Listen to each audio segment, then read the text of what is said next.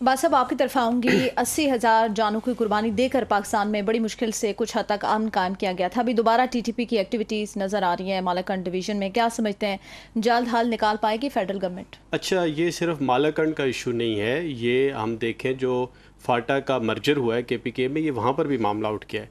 हमारे यहाँ जो लास्ट 2 वीक्स पहले जो उलमाए कराम का एक वफ़द अफ़गानिस्तान गया था, वो इसी सिलसिले की एक कड़ी थी। अब देखें मसला क्या है। मसला ये है, जब फाटा का मर्जर हो रहा था तो फाटा के मर्जर के दौरान एक बहुत बुनियादी सवाल था जिसको हम नज़रअंदाज नहीं कर सकते, और वो ये था कि उस वक़्त बहुत सारी सियासी पार्टियां इनडायरेक्टली और जमीयत उलमा इस्लाम डायरेक्टली इस मर्जर के ख़िलाफ़ थी।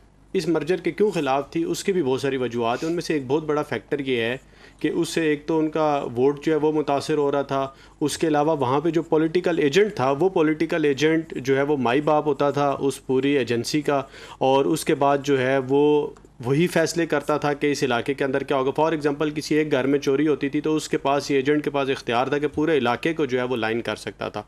अब इशू क्या हुआ है? इशू ये हुआ है कि जब इस मर्जर की सबसे ज़्यादा मुखालफत जिन पार्टीज़ ने की थी, और जो इनडायरेक्टली, आप देखें यूसुफ रज़ा गिलानी का बेटा मूसा गिलानी जब जिनको अगवा किया गया, तो अगवा के ऊपर आपको पता है जो स्टोरी सामने आई थी वो यही थी कि यूसुफ रज़ा गिलानी साहब के ऊपर एक अलेज्ड था कि उन्होंने जो है पैसे लिए, और किस लिए पैसे लिए? पॉलिटिकल एजेंट के अपॉइंटमेंट के लिए। बाद में उनकी वो वज़ीर आज़म नहीं रहे, और फिर बाद में उन्होंने पैसे वापस मांगे और पैसे इन्होंने नहीं दिए, तो उनका जो है वो बेटे को अगवा कर लिया था। तो डायरेक्टली और इनडायरेक्टली ये पॉलिटिकल पार्टीज़ उस मर्जर के ख़िलाफ़ थी।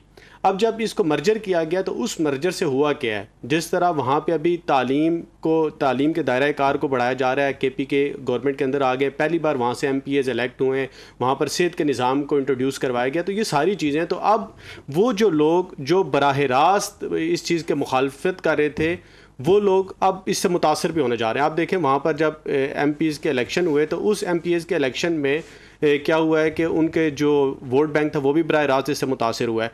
तो अब जो बड़ी अनफॉर्चुनेट बात मैं इसमें ये करूँगा कि जो बात काबिले गौर भी है वो क्या है कि तहरीक तालिबान पाकिस्तान का जो पहला एजेंडा है, आपको पता है उनका क्या मुतालबा है? उनका मुतालबा ये है कि आप KPK में जो मर्जर हुआ है फाटा का, उसको ख़त्म करें।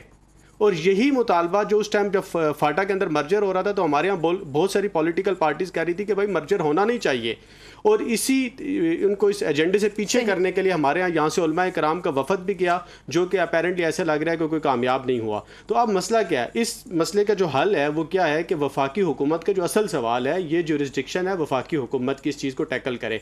आप देखें कि वफाकी हुकूमत इस टाइम क्या कर रही है? वफाकी हुकूमत मुकम्मल खामोश है। आपने क्या किसी भी उनके इंफॉर्मेशन मिनिस्टर का या किसी भी रेलिवेंट पर्सन का इसके ऊपर कोई स्टांस सुना है? वो बिल्कुल खामोश है। उनकी सारी की सारी तवज्जो क्या है? सुबह शाम दोपहर के टाइम 3 टाइम वो जो है शहबाज गिल इमरान खान, शहबाज गिल इमरान खान, वो ये वजीफ़ा पढ़ रहे हैं। हालांकि मुल्क के अंदर ये हाई सिक्योरिटी थ्रेट है, और इतनी ज़्यादा जो हमारी अफवाज पाकिस्तान ने कुर्बानियाँ दी थी, अब उनको सिक्योर करने की ज़रूरत है कि हम अपने लोगों को भी सिक्योर कर सकें, और उन लोगों को इस सिस्टम अंदर रहने दिया जाए, ना कि उन लोगों को दोबारा से वो लोग जिन लोगों ने हमारी अफवाज को, आम लोगों को शहीद किया, उनके हवाले कर दिया जाए। सही पॉइंट आ गया।